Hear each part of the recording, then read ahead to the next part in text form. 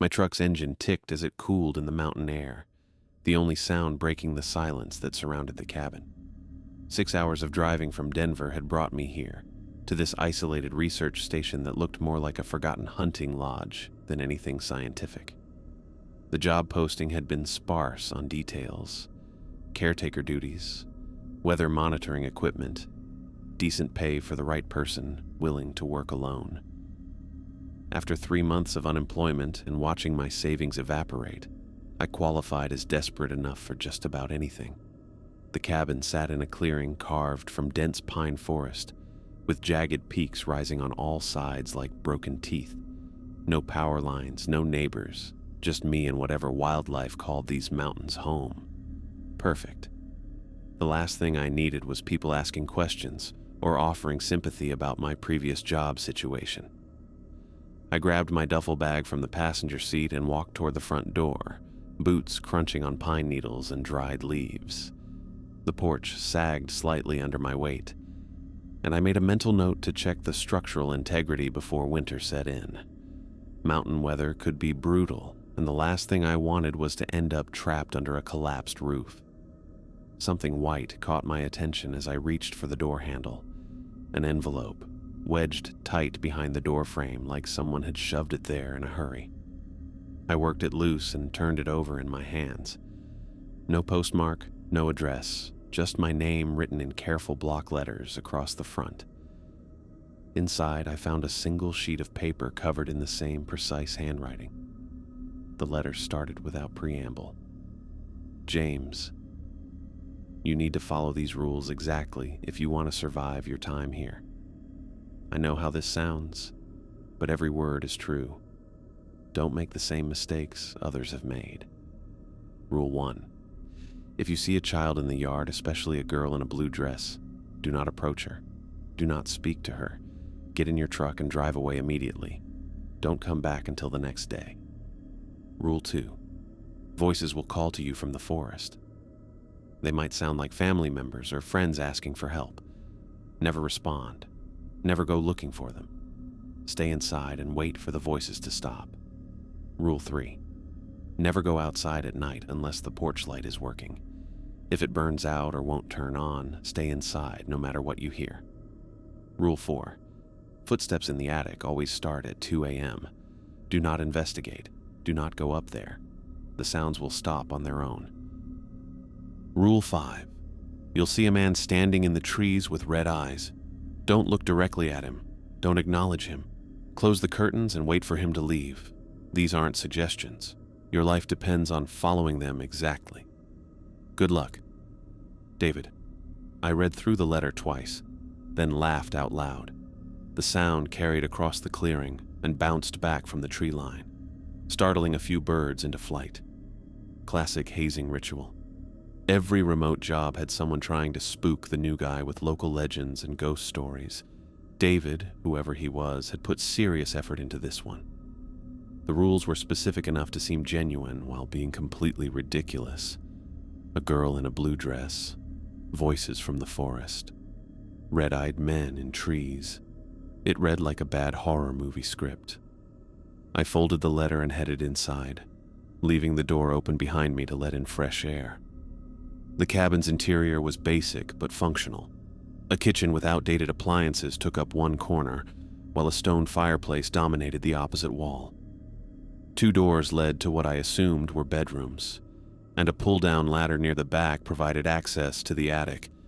Everything looked clean and well-maintained, which surprised me. Most remote stations I'd worked showed signs of neglect. My equipment cases sat in the truck bed, waiting to be hauled inside. Weather monitoring gear mostly, digital sensors, data loggers, communication equipment to transmit readings back to the main office. The work would be straightforward. Check the instruments twice daily, record environmental data, maintain the equipment, and file reports every week. Easy money for someone who didn't mind isolation. I spent the next hour bringing everything inside and setting up my workspace in the main room. The communication equipment worked perfectly, connecting to the satellite uplink without any issues. The weather sensors would need to be positioned outside tomorrow, but I could handle the initial programming tonight. The letter sat on the kitchen counter where I'd dropped it, catching my eye every time I walked past. David's handwriting looked steady and deliberate, not like someone playing a prank. But then again, commitment to the bit was what made these things work. He'd probably spent weeks crafting the perfect haunted mountain story to mess with whoever replaced him. As the afternoon wore on, I explored the rest of the cabin. The larger bedroom had a decent bed and dresser, while the smaller one was empty except for a desk and chair. Both had windows facing different directions, giving me views of the surrounding forest. The bathroom was tiny but had hot water, which was more than I'd expected at this elevation. The attic ladder creaked when I tested it, but held my weight without issue. I climbed up and poked my head through the opening, using my phone's flashlight to look around. Nothing but empty floorboards and exposed rafters. No mysterious footsteps up there, just dust and spider webs. By evening, I had my equipment running and my gear unpacked. The cabin felt comfortable enough, with good insulation and a solid roof. I built a fire in the stone fireplace and settled into the worn couch with a book, listening to the wind move through the pines outside. David's letter still sat on the counter, visible from where I relaxed. The guy had done his homework on local folklore, I'd give him that. Mountain regions always had stories about strange sightings and unexplained disappearances. Mix in some isolation and imagination, and people could convince themselves of anything. I thought about my mother back in Phoenix, probably watching her evening shows and wondering how I was settling in. She'd worry if she knew how remote this place was, but the distance felt good right now. No one here knew about my previous job, the circumstances that led to my firing, or the months of rejection letters that followed. Just me, the mountains, and equipment that needed babysitting. The fire crackled as logs settled, sending sparks up the chimney. Outside, night had fallen completely, turning the windows into black mirrors that reflected the warm interior light. I'd need to set up the exterior sensors tomorrow and establish my daily routine. The work would keep me busy enough to avoid overthinking David's elaborate joke. I glanced at the letter one more time, then turned my attention back to my book, dismissing any thoughts about the strange warning. My hiking boots found their rhythm on the mountain trail as I made my way toward the first weather station. The morning air carried the sharp scent of pine resin and damp earth, and I felt more optimistic about this job than I had about anything in months. 2 miles of moderate hiking through familiar terrain, this was exactly the kind of work I could handle. No office politics, no pointless meetings, just me and instruments that needed basic maintenance. The first monitoring station sat in a small clearing about a 1/4 mile from the cabin. I pulled out my tablet and began recording the overnight readings from the temperature and humidity sensors. Everything looked normal, well within expected ranges for this elevation and season. The solar panels were clean. The data logger showed steady transmission to the main office, and the equipment housing showed no signs of weather damage. I continued deeper into the forest, following GPS coordinates to locate the remaining stations. The work proved straightforward, checking battery levels, clearing debris from instrument housings, recording measurements, and noting any maintenance needs. Each station took about 15 minutes to service properly. The routine felt good after months of uncertainty and rejection letters. I could do this job well, and the isolation meant nobody would be around to judge my previous employment situation. The third station required replacing a temperature probe that had given inconsistent readings for the past week. I'd brought spare parts in my backpack, and the repair took longer than expected. By the time I finished documenting everything and started hiking back toward the cabin, the sun had climbed well above the tree line. My stomach was starting to complain about missing breakfast when the cabin came into view through the trees. I was already thinking about what to make for lunch when I saw her. A small figure stood perfectly still in the front yard, maybe 20 feet from the cabin's porch. A girl, around 7 years old, wearing what looked like a faded blue dress. She faced directly toward me, not moving at all. No fidgeting, no curious head tilts, just complete stillness that seemed wrong for a child her age. My steps slowed as David's letter came rushing back. Rule number 1, A girl in a blue dress. Do not approach her. Do not speak to her. Get in your truck and drive away immediately. The memory hit me like cold water. I stopped walking and studied the child more carefully. Her skin looked unnaturally pale, almost gray in the filtered sunlight. And her eyes, they seemed too large for her face, completely black without any visible whites. She didn't blink, didn't move, just watched me with that unnatural stillness. My stomach dropped. This wasn't some neighbor's kid who'd wandered up the mountain. There weren't any neighbors for miles, and no way a 7-year-old could have hiked this far alone. The nearest town was over an hour's drive on winding mountain roads. The girl continued staring at me, and I felt something crawl up my spine that had nothing to do with the mountain air. Every instinct told me to call out, ask if she was lost, try to help. But David's words repeated in my head. Your life depends on following them exactly. I took a step backward, then another. The girl didn't react to my movement, didn't track me with her eyes or turn her head. She just kept staring at the spot where I'd been standing, like she was looking through me at something else entirely. My truck sat parked next to the cabin, keys in my pocket. I needed to get there without getting closer to the girl. I continued backing away slowly, then began making a wide circle around the clearing to approach the vehicle from the side. Every few steps, I glanced back at her. She hadn't moved, hadn't even shifted her weight. When I reached the truck, my hands shook as I fumbled for the keys. The girl remained motionless in the yard, still facing the spot where I'd first emerged from the forest.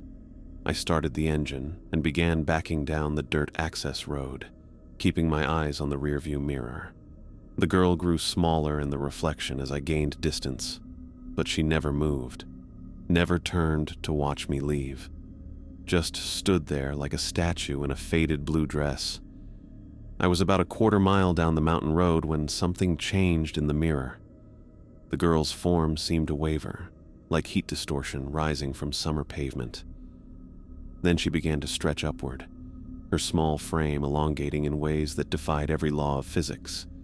Her arms multiplied, sprouting from her torso in impossible directions. What had been a 7-year-old child twisted into something with too many limbs, all reaching and grasping at empty air. I pressed harder on the accelerator and forced myself to look away from the mirror. When I checked again 30 seconds later, the yard was empty. My heart hammered against my ribs as I navigated the winding mountain road. Every turn brought the possibility of seeing that thing, whatever it really was, standing in the road ahead. I checked the mirrors obsessively, expecting to see it following me somehow, but the road behind remained empty.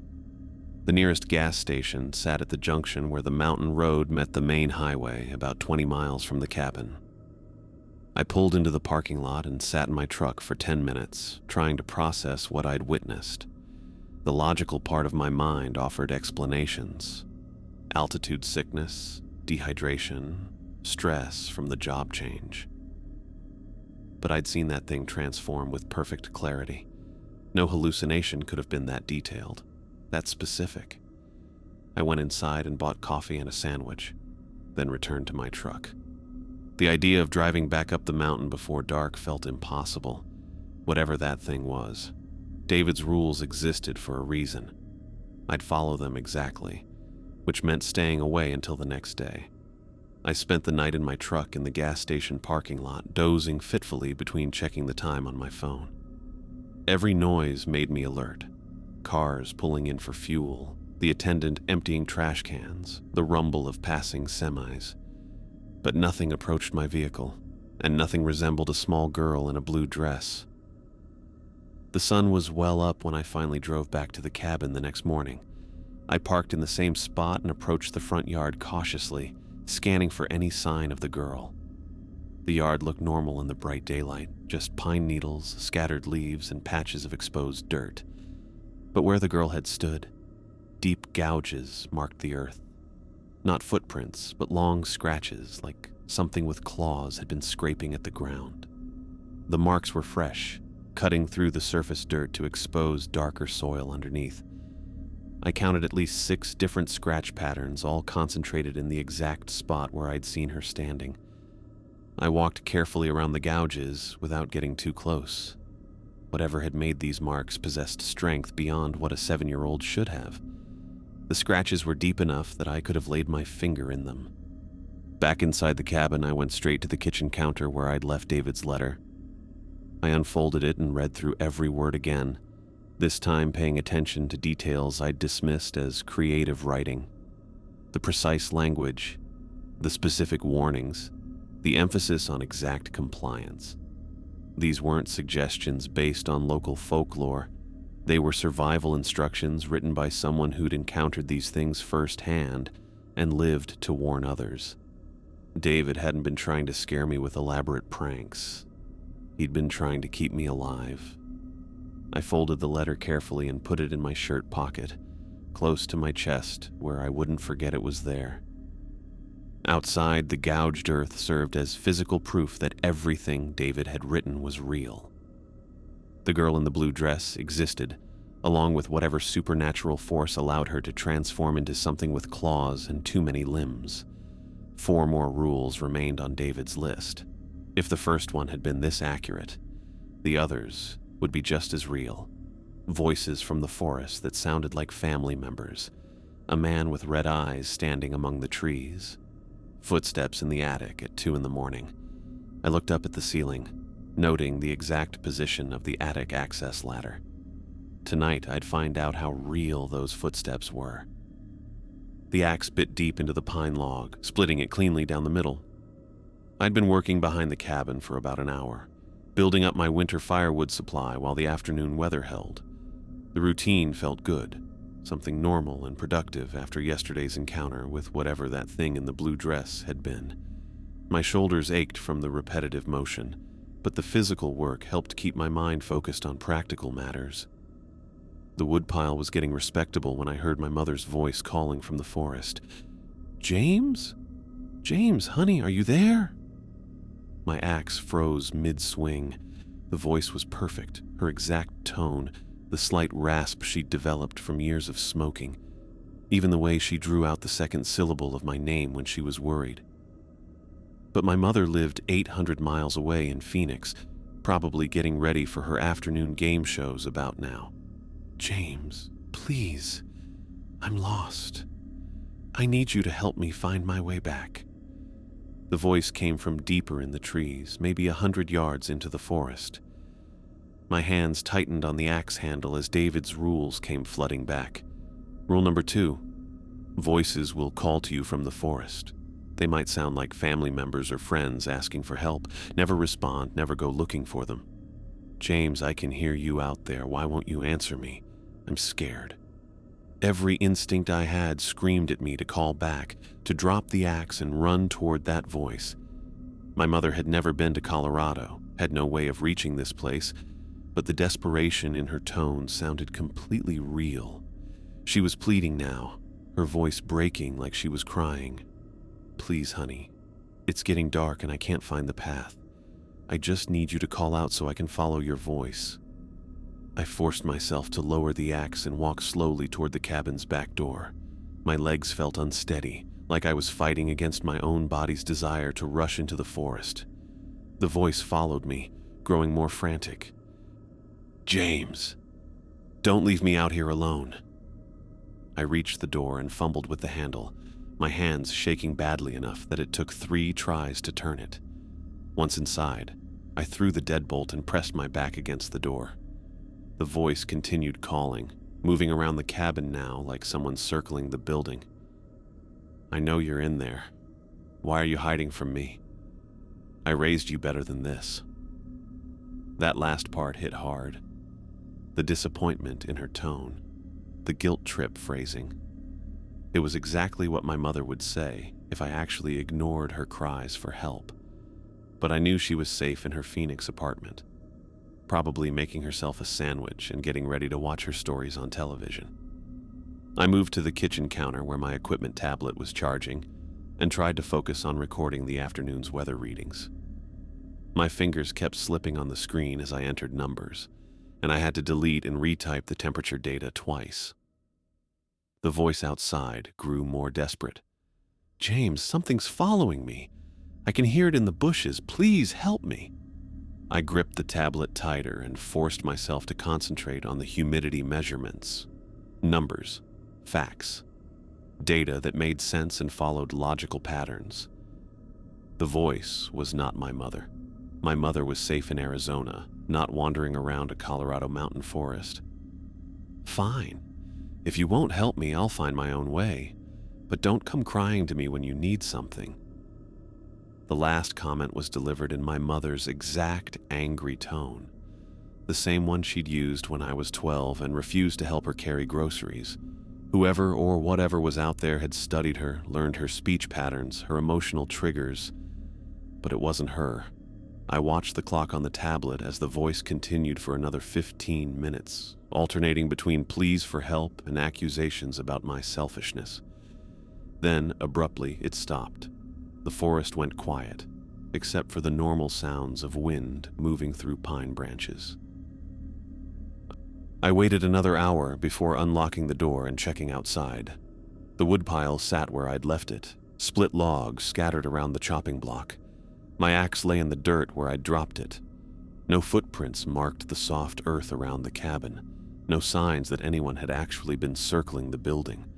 But I could still hear that perfect reproduction of my mother's voice echoing in my head. The rest of the day passed normally. I finished my equipment checks, made dinner, and built a fire in the fireplace as evening settled over the mountains. I tried calling my mother around 8 o'clock, using the satellite phone to reach her landline in Phoenix. "Hello, honey." Her voice sounded exactly like the one from the forest, which made my stomach twist. "How's the new job going?" "It's good, Mom. Quiet, just wanted to check in." "That's sweet of you. I was just thinking about you today. Had this weird feeling like you might be in some kind of trouble." I nearly dropped the phone. "What kind of feeling?" "Oh, you know how mothers worry. Probably nothing. Just seemed like you might need help with something." We talked for another 10 minutes about her neighbors and the Phoenix weather, but her earlier comments stuck with me long after I hung up. Some kind of connection had existed between the voice in the forest and my actual mother, like whatever was out there had been tugging on the emotional bond between us.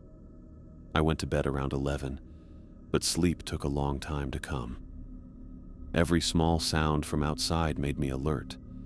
Branches creaking, wind patterns changing, the distant call of an owl. When I finally dozed off, I kept one ear open for any voices that might start calling again. At exactly 2 in the morning, heavy footsteps began pacing back and forth in the attic directly above my bedroom. I jolted awake as the first footfall echoed through the ceiling. The steps were deliberate and rhythmic, like someone searching methodically through the space above me. Not random creaks or settling noises, but the unmistakable sound of weight moving across floorboards. Another step, then another. The pattern repeated every few seconds as whatever was up there walked from one end of the attic to the other. I lay frozen in bed, counting each footfall and watching tiny particles of dust drift down from the ceiling in the moonlight streaming through my bedroom window. Rule number 4 echoed in my memory.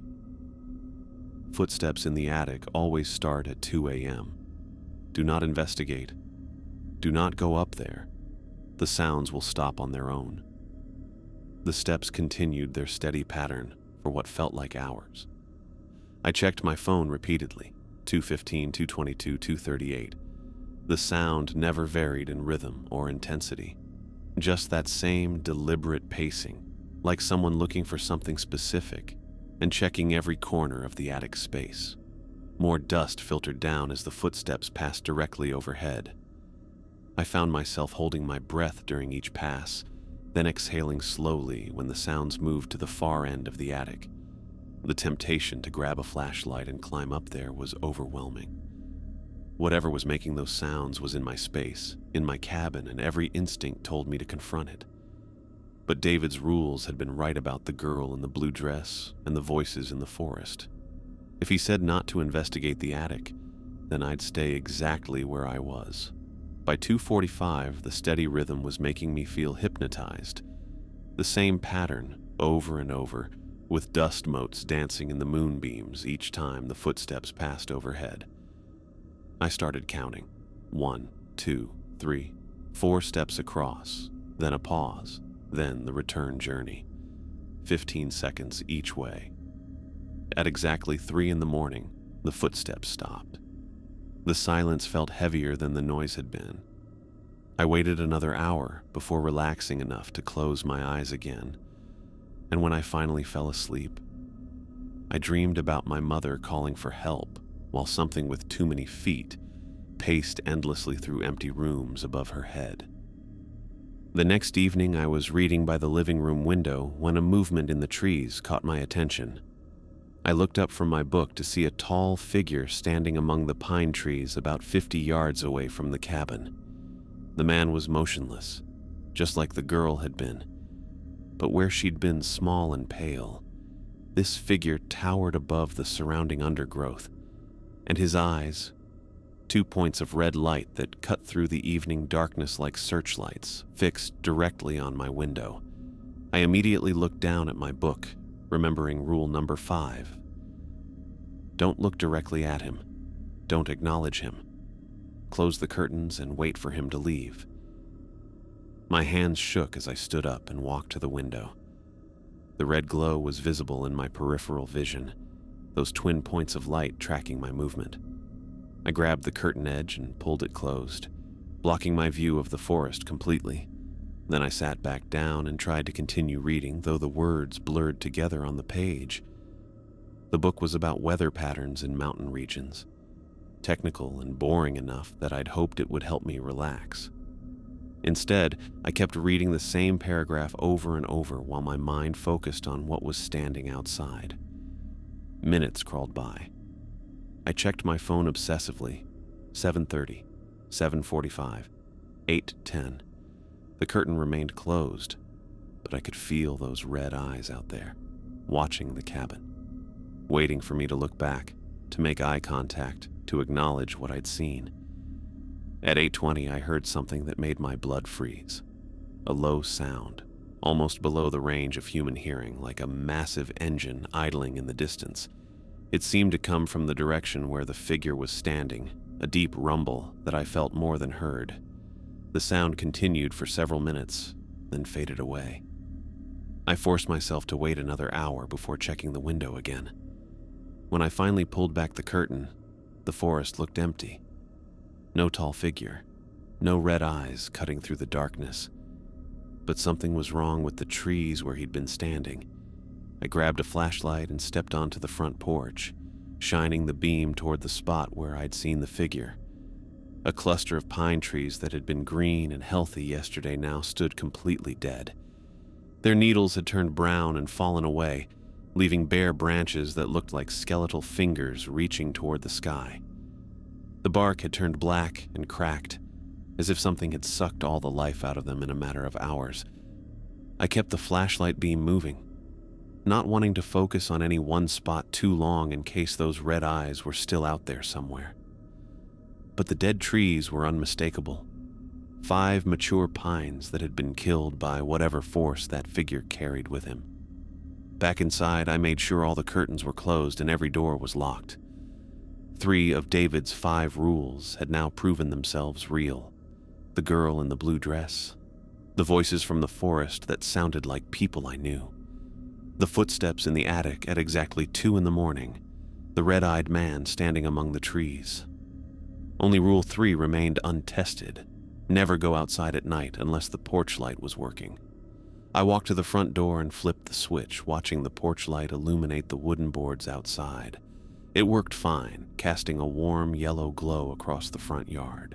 But looking at those dead trees in the distance, I had no intention of testing whether the light would keep working when I needed it most. I was making my rounds to check the evening equipment readings when I heard the generator coughing behind the cabin. The sound wasn't right, a stuttering rhythm that meant fuel flow problems or worse. I'd been putting off a thorough inspection for 2 days, but the equipment couldn't afford to lose power overnight. The porch light cast its familiar yellow glow across the front yard as I walked around to the generator housing. I'd grown to appreciate that light more than I'd ever thought possible.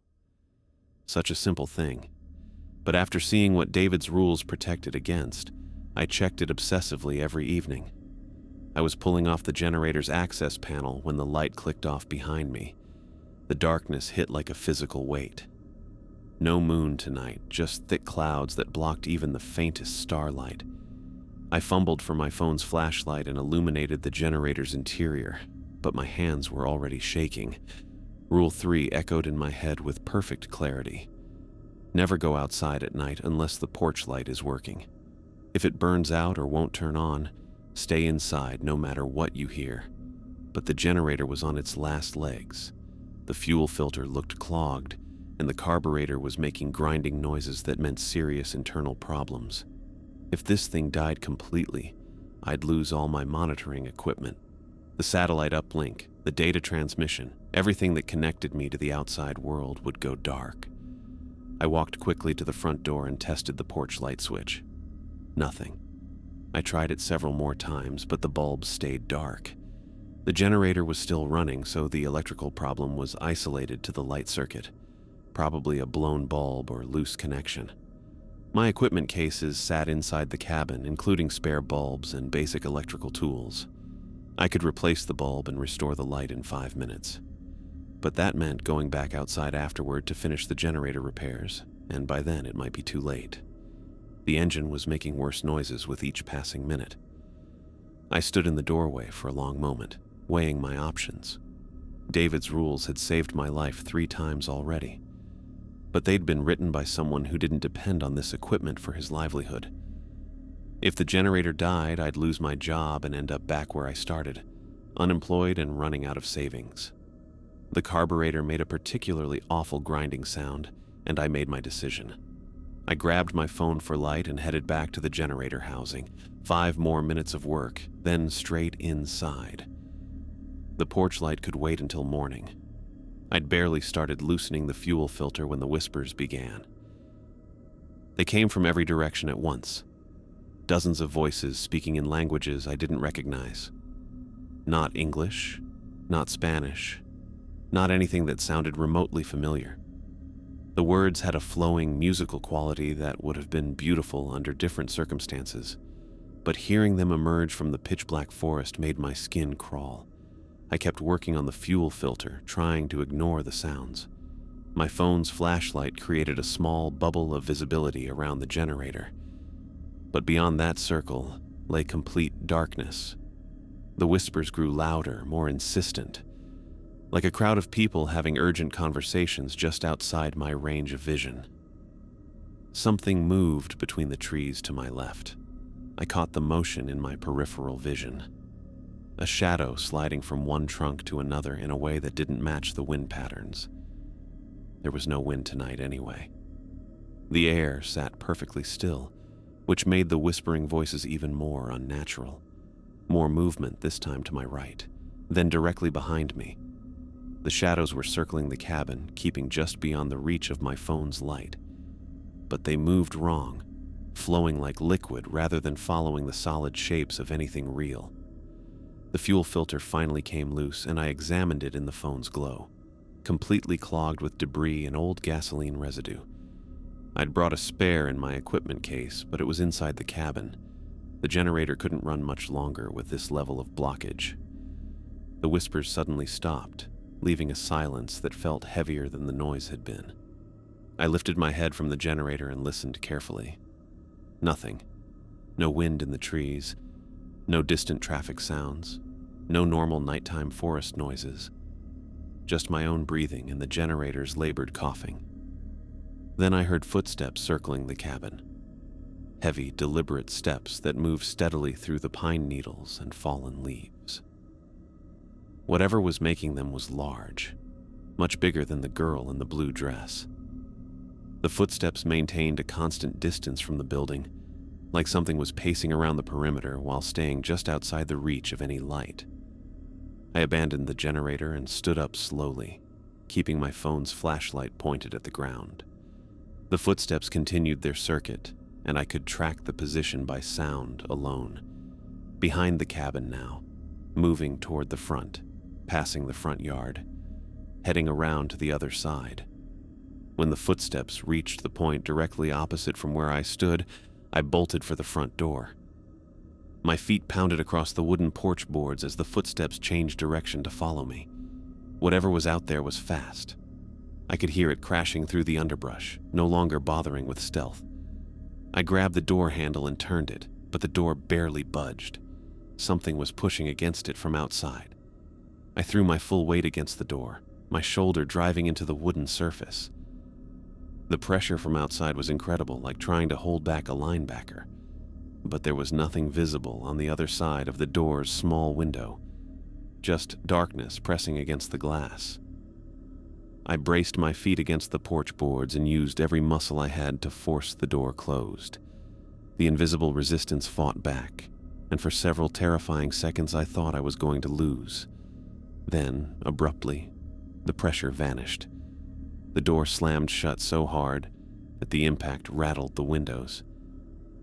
I threw the deadbolt and backed away from the door, my chest heaving. Whatever had been out there was gone, but I could still feel its presence lingering like a bad smell. I checked every window to make sure the curtains were closed, then sat down at the kitchen table to wait for morning. The generator coughed twice more and died around midnight, taking all my equipment with it. I woke up to brilliant sunshine streaming through gaps in the bedroom curtains. My first thought was checking the front door for damage. I'd heard stories about bears trying to break into mountain cabins, though that wouldn't explain the shadows or whispers. The door's exterior told a different story entirely. 4 parallel gouges ran from the top of the doorframe nearly to the bottom, each one deep enough to expose the raw wood beneath the paint. The marks looked like claw marks, but they were enormous, at least 3 feet long and spaced too wide apart for any animal I could identify. Whatever had made them possessed strength beyond anything natural. The scratches had carved completely through the paint and well into the wood itself.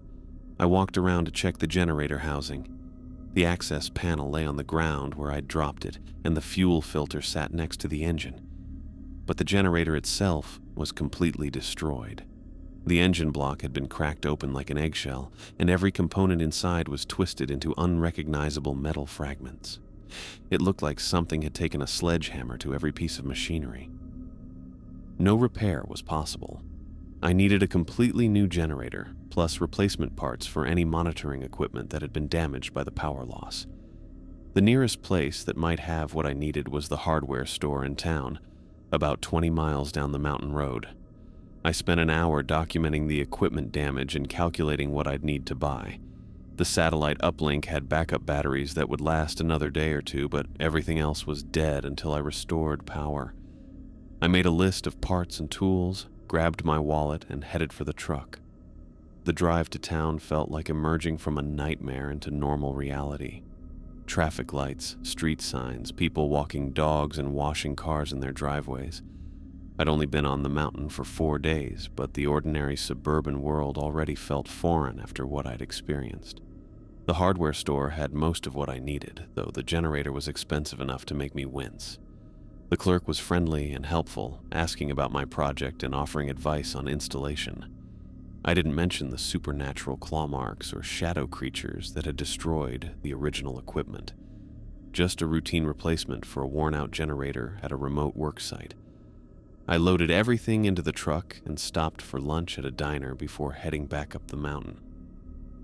The normalcy felt therapeutic. Other customers chatting about local news, the waitress refilling coffee cups, the smell of bacon and fresh bread. Part of me wanted to stay in town, get a motel room, and pretend the mountain cabin didn't exist. But I had a job to finish and equipment to protect. David's rules would keep me safe as long as I followed them exactly. Last night had been a test of my resolve, and I'd almost failed by staying outside after the porch light died. Tonight I'd be more careful. The sun was setting by the time I reached the cabin with my new equipment. I parked next to the front porch and started unloading the generator. planning to set it up in the morning when I had better light. Everything looked normal in the fading daylight. No signs of the previous night's supernatural activity. I unlocked the front door and stepped inside, then froze completely. Words covered the kitchen wall in dark red lettering, written in the same block print as David's original letter. But these weren't David's rules. Someone or something had rewritten all 5 rules in what looked like dried blood. Rule 1. Go outside when you see the child.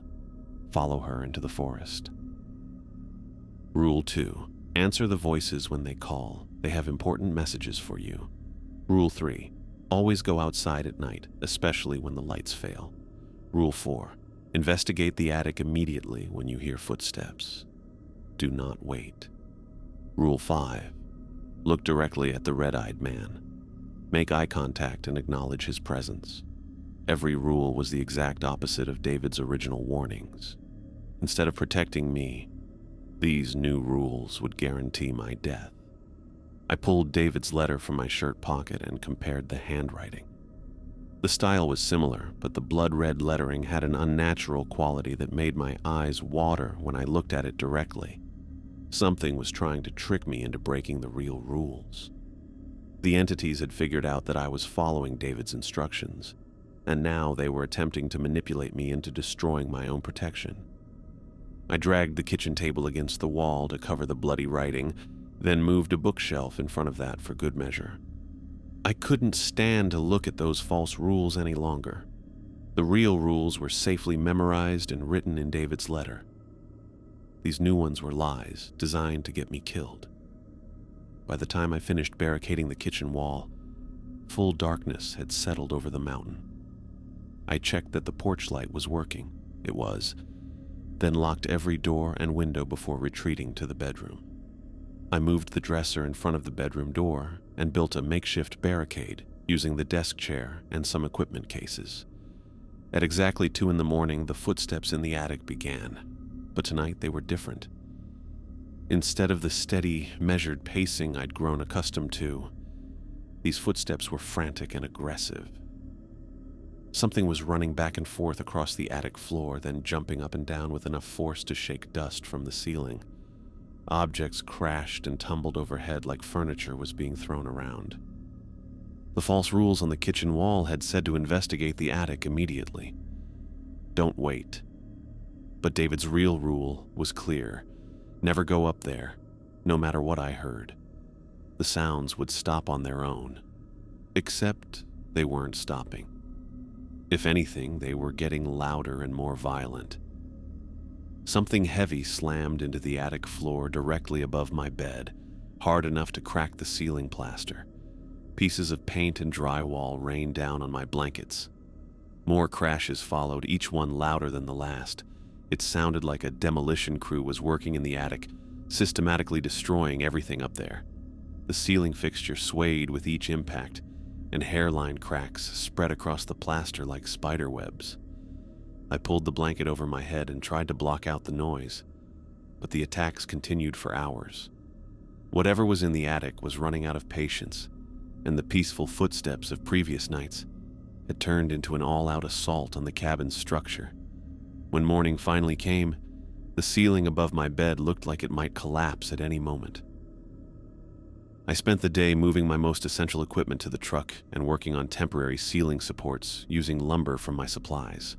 The damage from the previous night's attic assault looked worse in daylight, long cracks spreading across the plaster like fractured ice, chunks of drywall hanging loose, and the ceiling fixture barely holding on by its electrical wires. Whatever was up there had been trying to break through, and I doubted the structure would survive another night of that violence.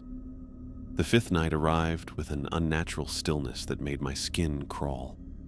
No wind stirred the pine branches, no normal forest sounds echoed from the darkness. Even the usual creaking of the cabin's wooden frame had gone silent, as if the building itself was holding its breath. I was checking the porch light for the 3rd time when I saw her standing in the yard. The girl in the blue dress had returned, but she wasn't alone.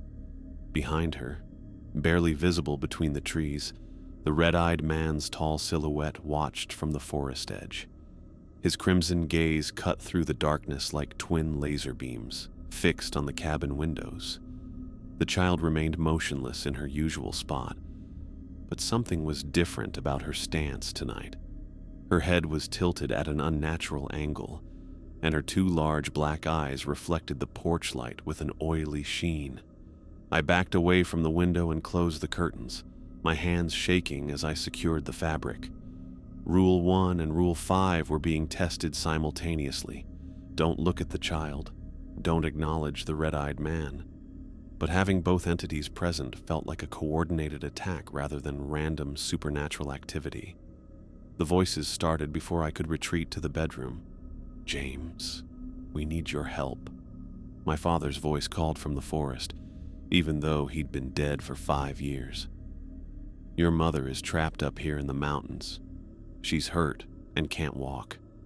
Son, please come find us." That was my grandfather's voice, dead for 15 years, but speaking with the same gentle authority I remembered from childhood. "We've been waiting for you to help us get home." More voices joined in.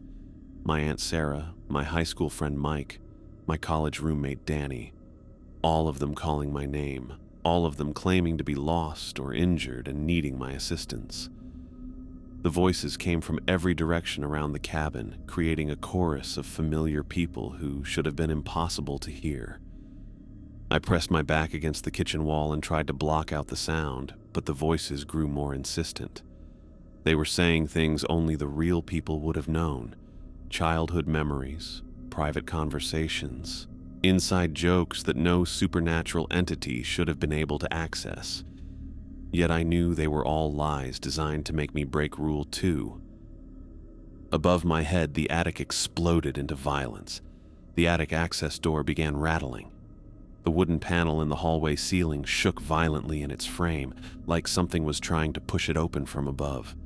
The metal hinges groaned under the strain, and dust cascaded down with each impact. Whatever was up there had abandoned any pretense of stealth and was now actively trying to break through into the main cabin.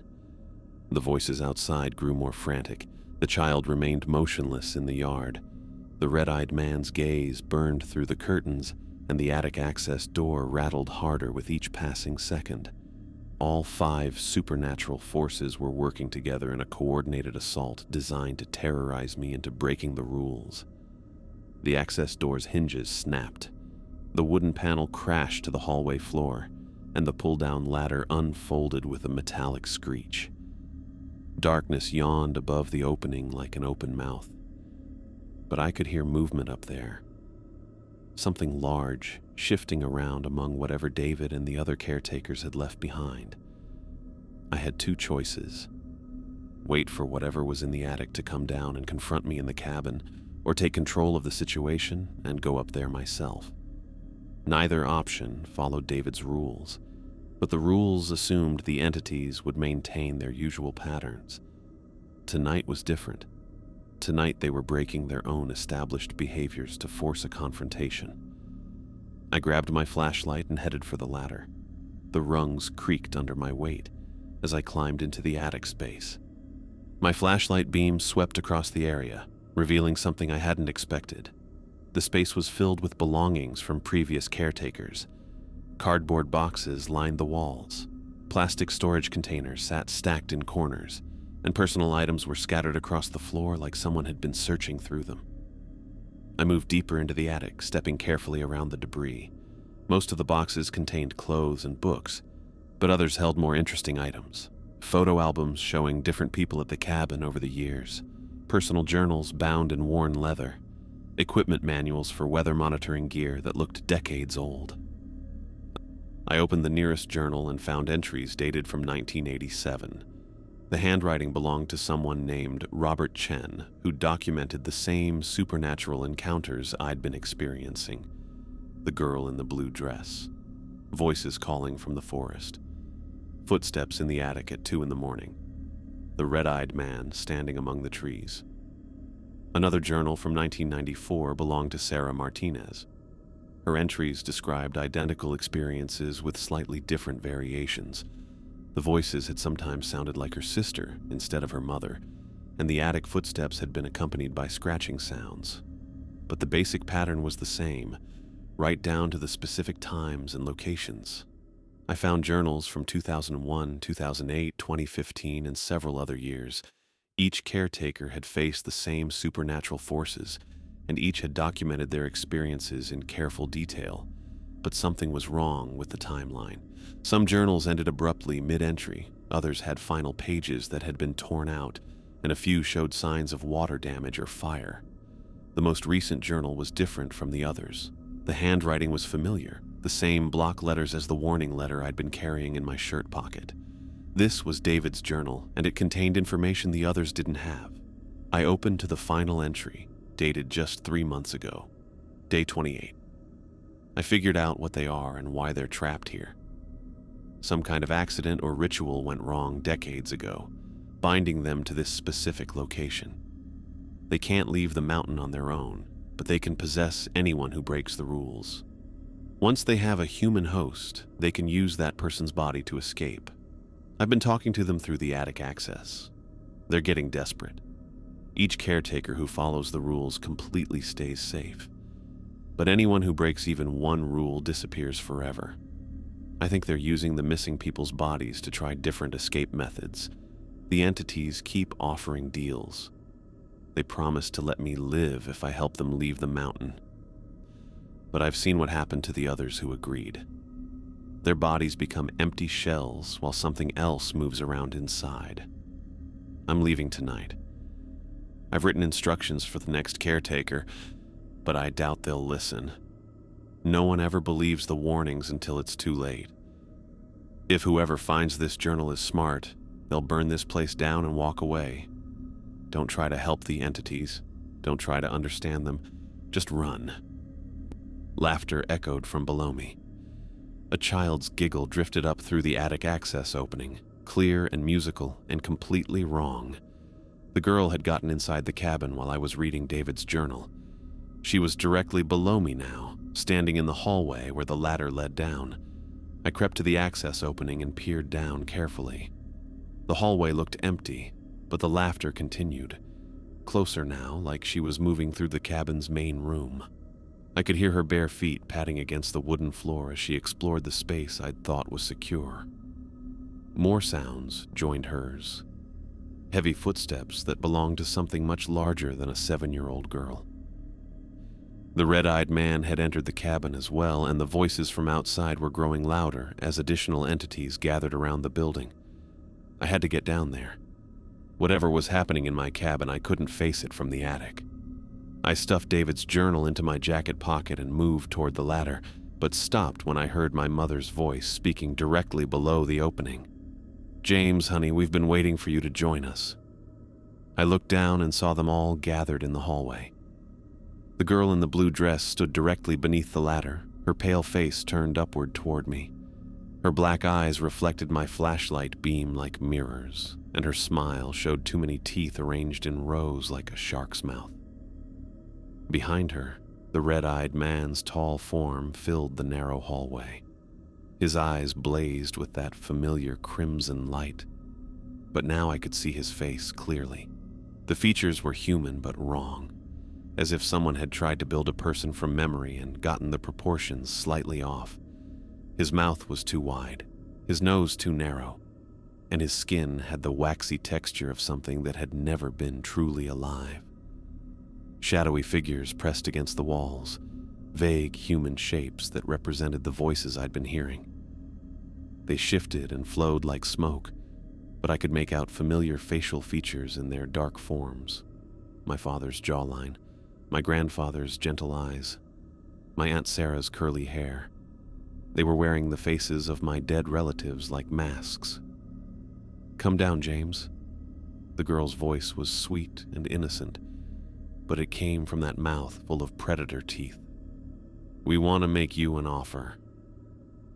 "We can help each other," the red-eyed man said. His voice was deep and resonant, like sound echoing from the bottom of a well. "You help us leave this mountain, and we let you walk away unharmed. All you have to do is break one little rule. added the shadow wearing my father's face. Just one. Step outside without the porch light working. Acknowledge our presence. Follow the child into the forest. It's so simple. We've been trapped here for so long, whispered the girl. We just want to go home. Don't you want to go home too? They waited for my response, all of them looking up at me with eyes that weren't quite human. The offer was tempting in its simplicity. Help them escape and they'd leave me alone. But David's journal had made it clear what would happen to anyone who agreed to their deal. No, I said. I'm not helping you. The girl's smile vanished instantly. Her face twisted with rage, and when she opened her mouth, a sound like breaking glass emerged. The red-eyed man's eyes blazed brighter, and the shadow figures began moving faster, their forms becoming more solid and defined. Wrong answer, the girl hissed. They attacked all at once. The girl launched herself at the ladder with inhuman speed, her small hands grabbing the rungs and pulling her upward like a spider. The red-eyed man reached up with arms that stretched impossibly long, his fingers extending toward my feet. The shadow figures flowed up the walls and across the ceiling, reaching for me from every direction. But something was wrong with their attack.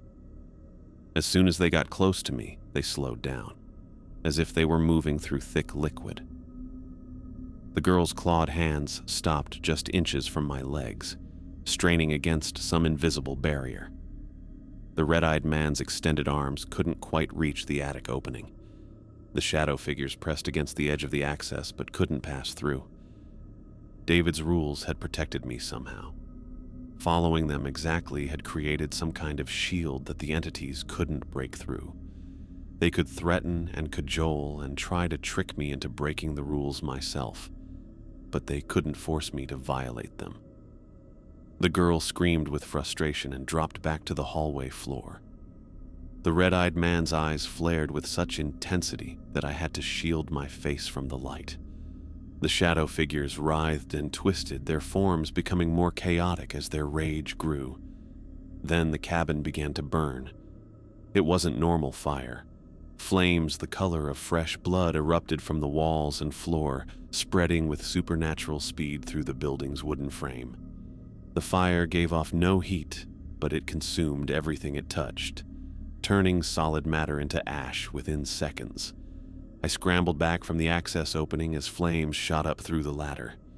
The attic floor beneath my feet began smoldering, and I could smell the acrid scent of burning wood mixed with something else, something organic and foul that made my stomach turn. The entity's screams echoed from below as the supernatural fire spread through the cabin. They weren't trying to escape. They were feeding the flames, using their rage and frustration to fuel the destruction. If they couldn't possess me, they'd burn down everything around me and trap me in the inferno. I crawled to the far end of the attic where a small ventilation grate provided access to the outside. The metal was hot to the touch, but I kicked it out and squeezed through the opening onto the cabin's roof. The entire structure was now engulfed in those strange red flames that consumed without heat. I slid down the roof slope and dropped to the ground near my truck. The keys were in my pocket. The engine started immediately, and I reversed down the dirt access road as fast as I dared in the darkness. In my rearview mirror, the cabin looked like a torch against the night sky, but the fire wasn't spreading to the surrounding forest. It was contained somehow, burning only what the entities wanted destroyed. By the time I reached the main road, the flames had consumed everything. The cabin, the generator housing, even the weather monitoring equipment. All of it reduced to ash and twisted metal. But the trees around the clearing remained untouched, and I knew the entities were still there, still trapped, still waiting for the next caretaker who might be foolish enough to break David's rules. The drive to Boulder took 4 hours through winding mountain roads, and I made it without stopping once. My hands gripped the steering wheel so tightly that my knuckles had gone white, and every few minutes I checked the rearview mirror expecting to see red flames or glowing eyes following me down the highway. But there was nothing behind me except empty asphalt and darkness. The Forest Service office didn't open until 8 in the morning, so I sat in their parking lot and watched the sun rise over the city. Normal people were starting their normal days, commuting to work, walking dogs, buying coffee. I'd forgotten what ordinary life looked like after 5 nights of supernatural terror. When the receptionist arrived, I was waiting by the front door with my story prepared. Gas leak in the cabin's propane system. Explosion around midnight. I'd barely escaped with my equipment and truck. The whole structure was gone, along with all the weather monitoring gear. The duty officer, a middle-aged woman named Patricia Wong, listened to my report with increasing skepticism. She pulled up satellite images on her computer and confirmed that something had indeed burned at the coordinates I'd provided. The clearing showed a blackened area where the cabin had stood, but the surrounding forest remained untouched. "That's unusual for a gas explosion," she said, studying the images. "Usually, we see more collateral damage to nearby vegetation." "Maybe the tank was smaller than I thought," I said. "I'm not an expert on propane systems." She asked for more details about the explosion, what I'd been doing when it happened, whether I'd smelled gas beforehand, if I'd heard any warning sounds. I stuck to my story about being outside working on the generator when the blast occurred. The lies came easily after what I'd actually experienced. Patricia filed an incident report and assured me that a team would investigate the site within the next few days. She also mentioned that I'd be compensated for the lost equipment, though there would be an investigation into the cause of the explosion. I signed several forms and left my contact information, then drove back to my apartment in Denver. For the first time in a week, I slept through the night without listening for footsteps or voices. Over the following days, I couldn't stop thinking about what David's journal had revealed. The entities had been trapped on that mountain for decades, and the Forest Service had been unknowingly feeding them a steady supply of potential victims. Every few years, someone would take the caretaker job and either follow the rules to survive or break them and disappear completely. I started researching the mountain's history using online databases and newspaper archives. What I found made my stomach turn. The disappearances went back to 1947, when the first weather monitoring station had been established.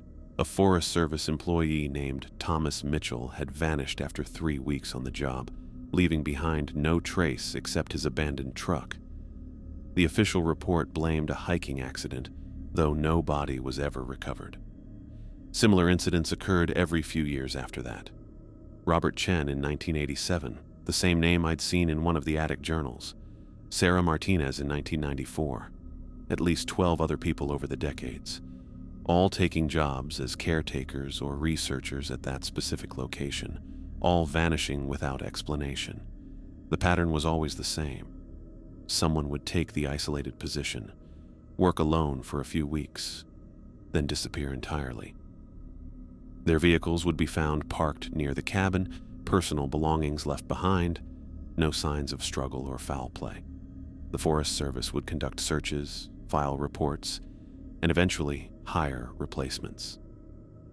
What bothered me most was how readily they kept filling the position. After so many disappearances, any reasonable organization should have questioned whether the location was safe for solo workers. But the job postings continued appearing regularly, always emphasizing the isolation and independence that would appeal to people like me, unemployed, desperate, willing to work anywhere for decent pay.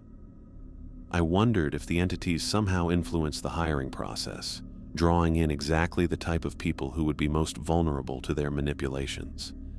I spent hours online tracking down contact information for the families of missing caretakers. Most of them had given up hope years ago, but they were willing to talk about their lost relatives. What I learned confirmed my worst suspicions. 3 of the families mentioned that their missing person had received written warnings before starting the job. Robert Chen's sister still had copies of rules her brother had shown her, though she'd dismissed them as pranks at the time. The rules were nearly identical to David's letter, with the same 5 warnings about the girl in the blue dress, voices from the forest, staying inside at night, avoiding the attic footsteps and not acknowledging the red-eyed man. Sarah Martinez's mother remembered her daughter mentioning weird instructions left by the previous caretaker. Sarah had thought they were ridiculous and had thrown them away immediately. She'd lasted 6 days before disappearing. The families who'd never heard about any rules had lost their relatives within the first week of employment. Those who'd received warnings but ignored them had disappeared after 2 or 3 weeks. Only David had survived long enough to escape, and he'd done it by following every rule exactly until he could get away. I was supposed to be next in that cycle. If I hadn't found David's letter, or if I'd dismissed it as a joke like Sarah Martinez had done, I would have been dead within days. The entities had been waiting patiently for me to break just one rule so they could use my body to escape their mountain prison. A week after my visit to the Forest Service office, my phone rang with an unknown number. "Mr. Harrison? This is Patricia Wong from the Boulder Forest Service. I have a job opportunity that might interest you."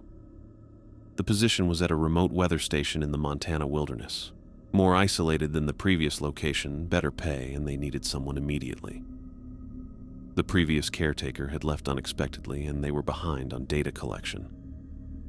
"I understand if you're hesitant after what happened in Colorado," Patricia said. "But this is a different situation entirely. Modern facilities, better communication equipment, and the area has an excellent safety record."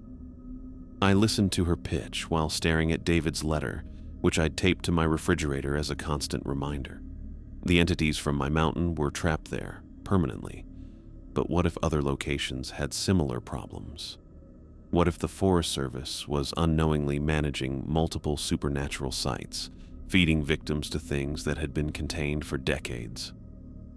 "Thank you for thinking of me," I said, "but I'm not interested in remote work anymore."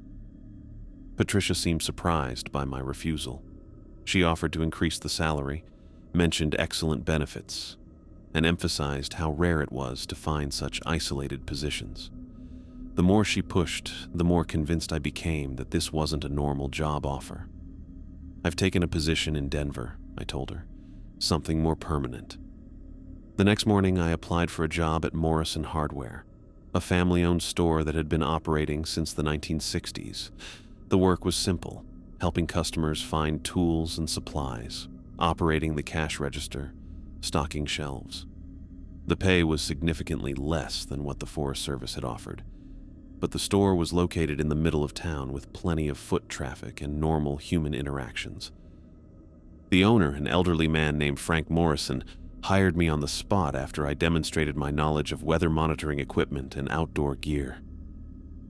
I didn't mention my recent experiences in the mountains, just that I'd decided to leave field research for more stable employment. Working at the hardware store felt like a return to sanity. Customers came in with practical problems, leaky faucets, squeaky hinges, gardens that needed fertilizer. These were issues that could be solved with the right tools and a little knowledge. No supernatural rules, no entities trying to possess human hosts, no voices calling from dark forests. But I couldn't forget what I'd learned about the pattern of disappearances. David had escaped and tried to warn future caretakers by leaving his letter, but one warning wasn't enough. People would keep taking those jobs, and some would ignore the rules or never receive them at all. I made photocopies of David's original letter and researched how to distribute warnings more effectively. Anonymous emails to hiking forums, posts on websites dedicated to Forest Service employment, comments on job boards where similar positions might be advertised. I couldn't prevent people from taking dangerous jobs, but I could make sure the information was available for anyone willing to look for it.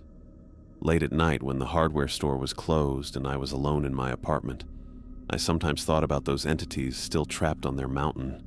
The girl in the blue dress standing motionless in empty clearings, the red-eyed man watching from between dead trees, the voices calling to no one, offering false comfort and deadly lies.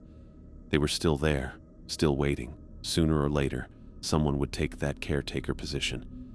Maybe they'd receive David's warnings and follow them carefully like I had. Maybe they'd dismiss them as pranks and break the rules within days. Or maybe they'd never get any warnings at all. and the entities would have a fresh victim to work with.